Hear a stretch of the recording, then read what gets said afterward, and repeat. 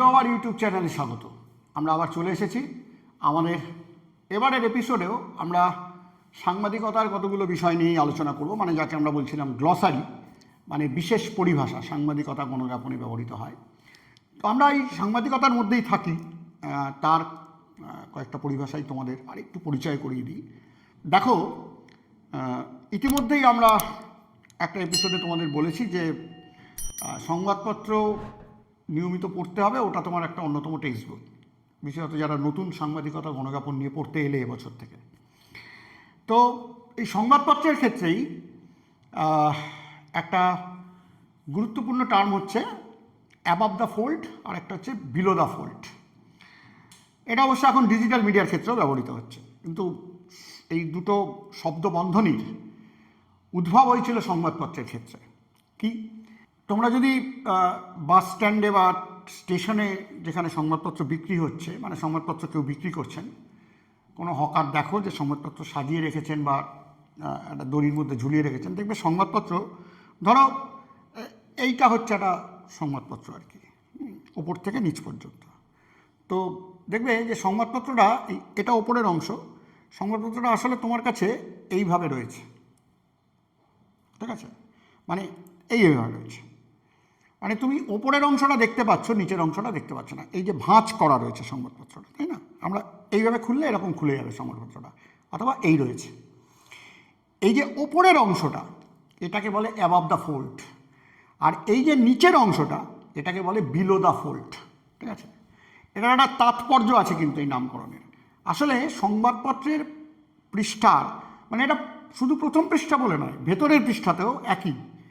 এই ভাঁজের মাঝ বরাবর ভাঁজটা হলো হাইটের, তার ওপরের দিকের অংশটায় আমরা আসলে সেই পৃষ্ঠায় যে যে সংবাদ বা ছবিকে আমরা ব্যবহার করেছি তার মধ্যে যেগুলোর সংবাদ মূল্য বেশি, মানে সংবাদ হিসেবে যেগুলো বেশি গুরুত্বপূর্ণ, সেগুলোকে সাধারণত ওই ভাঁজের ওপরের দিকে রাখা হয়।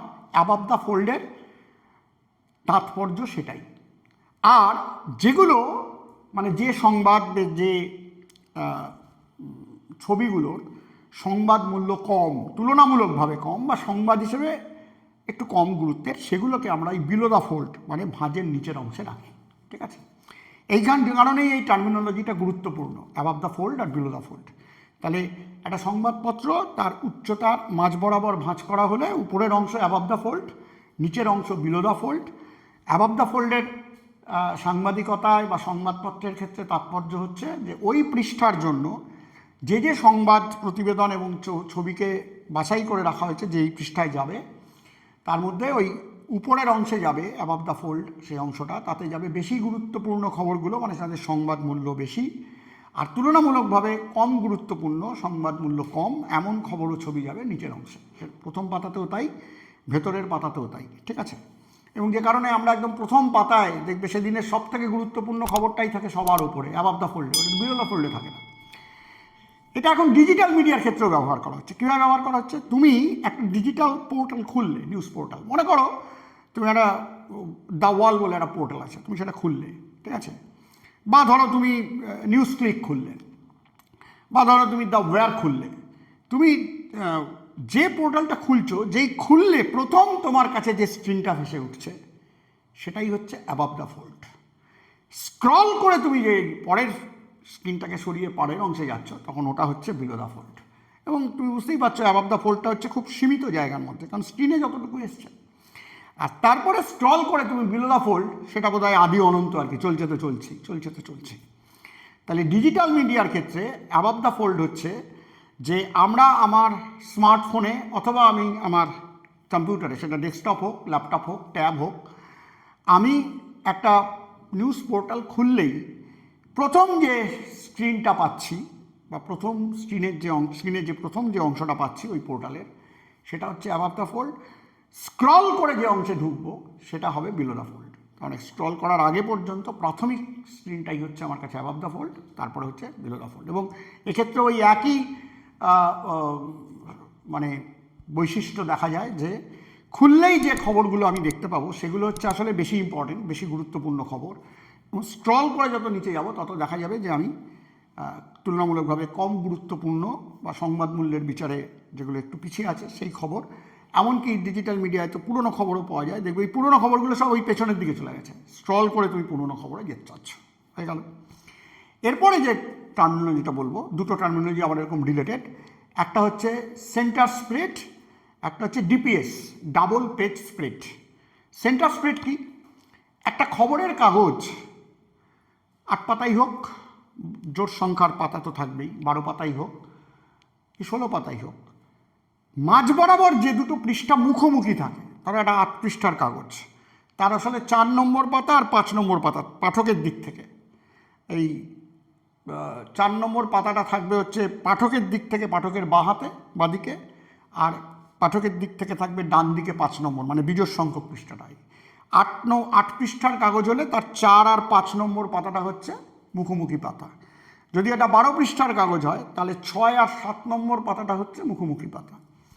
এই যে সংবাদপত্রে যে দুটো পৃষ্ঠা মুখোমুখি থাকে, অবস্থান করে ঠিক মাঝ বরাবর, সেই পৃষ্ঠা দুটোকে বলা হয় সেন্টার স্প্রেড। এটা একটা ম্যাগাজিনের ক্ষেত্রেও হতে পারে, দেখবি একটা ম্যাগাজিন, সেটা হয়তো 36 পাতার ম্যাগাজিন, তাহলে তার 18 আর 19 নম্বর পাতা দুটো আসলে মুখোমুখি আছে, ওই মাঝখানটায় জেনারেলি স্টেপল করা আছে, ওইখানে স্টেপলটা দেখবে তোমাদের খাতাতেও তাই হয়। খাতার মধ্যে ঠিক মাঝ বরাবর দুদিক থেকে সমান সংখ্যক পাতা ছেড়ে মাঝ বরাবর একটা জায়গায় স্টেপল করা থাকে, ওই দুটো পাতা হচ্ছে সেন্টার স্প্রেড। তার মানে একটা বই হোক, একটা খাতা হোক, একটা খবরের কাগজ হোক, একটা ম্যাগাজিন হোক, ঠিক মাঝখানের যে দুটো পাতা মুখোমুখি অবস্থান করে তাদের আমরা বলি সেন্টার স্প্রেড। তাহলে ডিপিএসটা কি, ডাবল পেজ স্প্রেডটা কি? একটা খবরের কাগজে এটার সঙ্গে মাঝখানের কোনো সম্পর্ক নেই। যদি এমন হয় যে পাশাপাশি দুটো পাতা রয়েছে, কিন্তু যেই দুটো পাতা জুড়ে একই বিষয়কে কভার করা হয়েছে, মানে একই বিষয়ের ওপরে খবর, ফিচার, ছবি, এগুলো সব ছাপানো হয়েছে। ফিচারও এক ধরনের প্রতিবেদন, সেটা আসলে একটু কোনো একটা ঘটনা বা কোনো একটা বিষয়কে ঘিরে একটু বিশ্লেষণমূলক লেখা, একটু হালকা টোনে লেখা, তথ্যের গভীরতা অনেক বেশি থাকে, একটা বিষয়কে অনেক বিশদে ব্যাখ্যা করা থাকে, এরকম লেখা। আমরা পরে ফিচার নিয়ে আলোচনা করবো, ইতিমধ্যে আমরা অলরেডি ফিচার নিয়ে কিছু আলোচনার এপিসোড দিয়েওছি। যেই বললাম, যদি তোমরা আমাদের চ্যানেলটা সাবস্ক্রাইব করো তাহলে আগের এপিসোডগুলোতে পাবে। তো সেই যাই থাকুক, যাই ছাপানো হোক, কিন্তু তার বিষয়টা একই, তখন এই পাশাপাশি পাতা দুটো, মুখোমুখি বলিনি কিন্তু, সেন্টার স্প্রেডে বলেছিলাম মুখোমুখি, পাশাপাশি পাতা দুটোকে একসঙ্গে বলা হবে ডাবল পেজ স্প্রেড, ডিপিএস। মানে বিষয়টা কীরকম, ধরো এই কিছুদিন আগে ধরো জামাই ষষ্ঠী গেল, তো তুমি একটা খবরের কাগজ খুলে দেখলে যে সেই কাগজের 4 নম্বর আর 5 নম্বর পাতা বা 8 নম্বর আর 9 নম্বর পাতা জুড়ে ওই জামাই ষষ্ঠীর উপলক্ষে বিভিন্ন লেখা, আর তার সঙ্গে মিষ্টির দোকানের বিজ্ঞাপন, রেস্টুরেন্টের বিজ্ঞাপন, এই সব ছাপানো হয়েছে। তাহলে এই দুটো পাতাকে আমরা পাশাপাশি ছাপানো হয়েছে একই বিষয়ের উপর, জামাই ষষ্ঠী।